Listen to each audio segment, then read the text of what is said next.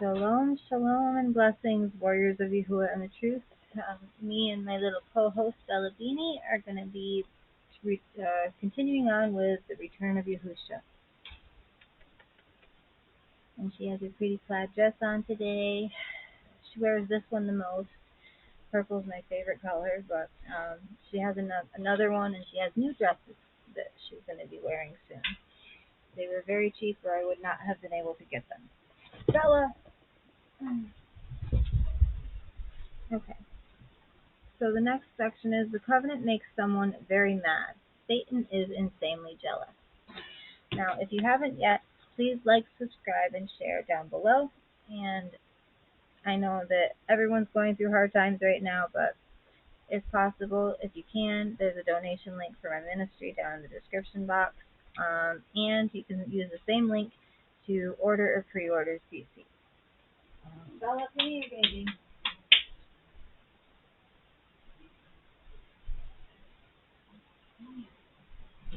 Okay. Alright.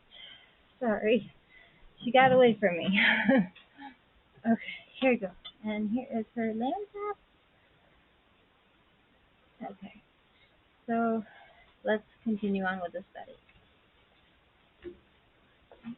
The covenant on page 72 represents a bond of love between the maker of heaven and earth, or Shamayim and Aret, and those he has chosen from among humans to metaphorically be his wife. The one we call Satan, literally Shaitan, adversary, once was perhaps among the most powerful, gifted, and beautiful spiritual beings of all the sons of Elohim. The word human can be linked to the Latin root homo for man, so the dictionaries tell us. Man is contained in the word human, but yet the Latin word humus means dirt or soil. Literally, a human is a dirt man. Dirt man being composed of the dust of the earth. How humble to be of such common, lowly constituents. Into this living dirt, Yahuah has placed a nefesh, making us living beings, and appointed us as caretakers of the planet. When the chosen human beings are clothed with immortality, they will be above the angels or messengers, and even appraise how well they have performed. The universe awaits the revealing of these children of Elohim, but Hashatan hates them. And the marriage covenant, or Brit, this marriage between them and the husband, Yahuah, has driven Hashatan insane with jealousy. For thousands of years, this creature waited for the coming of the one who would one day crush his own head, and he had been told that it would be the seed of the woman, virgin birth. Like a snake, he would bruise his heel. These clues told Hashatan that it would be a male child of a virginal woman. Over the centuries, pagan religions sprang up with ideas of virginal birth, producing powerful deities and rulers. So Hashatan was imitating what he knew was coming upon him. He had to hunt diligently for the one he knew would be his nemesis. So he went about setting up a network of pagan or satanic subcultures designed to root out the real one and direct worship to himself to further feed his pride and offend Yahuah. Herod was an extremely prideful man who even received praise as a deity from his people, and so was struck down for it at Acts 12:21-23. The traits we see within many political rulers seem to imitate the nature of Hashatan more so than Father Yahuah: huge ego and lust for power. So Hashatan is still seeking the admiration of human beings and wants to rule them.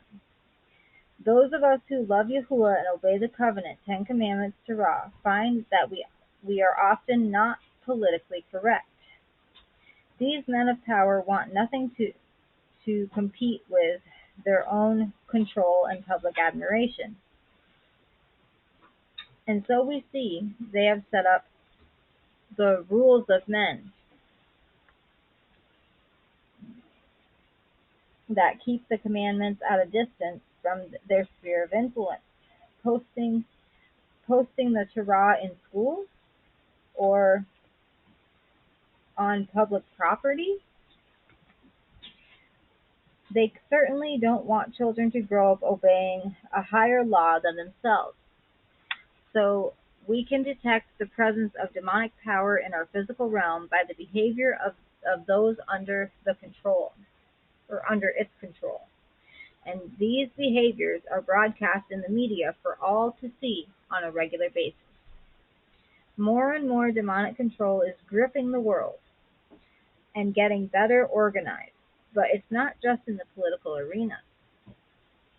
Doctrines of demons have been propagated for many centuries to control people through religion. Notice how much or how little they teach the Torah, and you can make a determination as to their true foundation. Test the spirits and yourselves. 1 Yahuah 4:1 and 2 Corinthians 13:5. Oh, they always go crazy when the CHURCH circus bells go off. Next time we will be reading The Fall of Mankind, The Redemption of Mankind.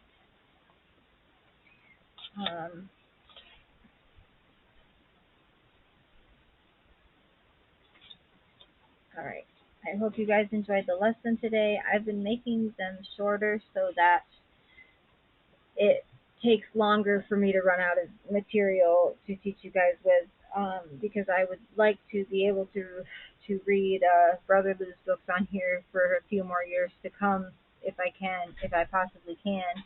And then there's a whole slew of other books that I would like to read as well. And if Brother Lou writes some other new books, I would love to share them on this channel.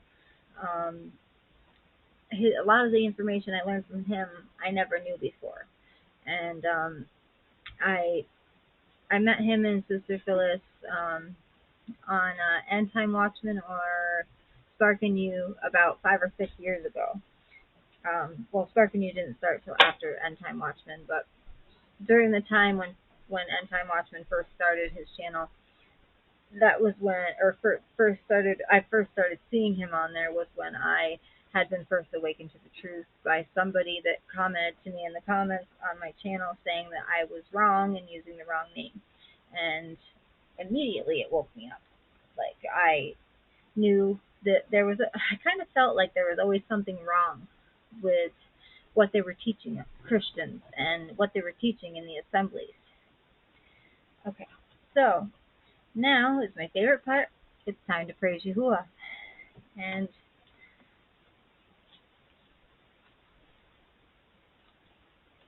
we are going to sing Last Days. This is one of my favorite songs because the Ruach gave this to me in a time that I needed it the most, and a lot of times I think a lot of us need to be reminded of this. So here we go.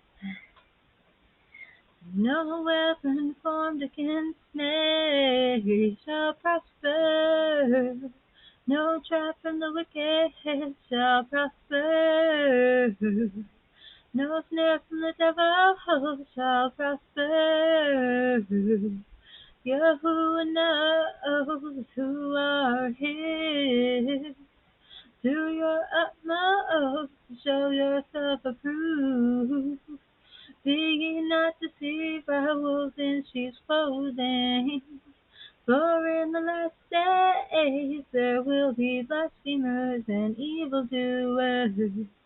Do not subject me to gossip and slander, for I will turn and walk away. No weapon formed against me shall prosper. No trap from the wicked shall prosper. No snare from the devil shall prosper. Praise the Most High for His loving kindness. The Ruach HaKodesh sustains me. Do not subject yourselves to the wicked. It will only ever-ending strife. Do not cast your pearls unto swine. Yahuah says, stay steadfast, keep my command, for I call you mine. Resist the devil, and he will flee from you, and purify your heart.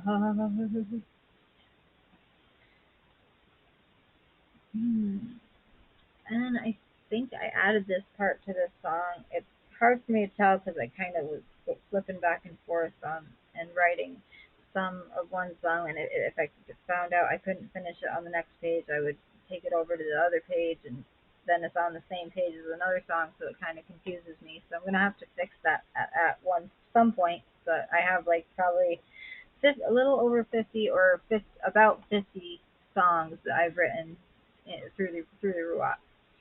Okay, so this is a part I feel like I added. Okay, so resist the devil and he will flee from you, and purify your heart. Be double-minded. Cleanse your hands, ye sinners, and purify your heart. Be double-minded. Be afflicted and mourn and weep. Let your laughter be turned to mourning, and your joy to heaviness. Humble thyself in the sight of Elohim, and he shall lift you up. He shall lift you up. He will wipe away every tear that you cry. No weapon formed against me shall prosper. No trap from the wicked shall prosper. No snare from the devil shall prosper. Subject yourselves to me, and bear much fruit. Hallelujah. Yahuah. All esteem and praise to the Most High Abba Yahuah, our Alua.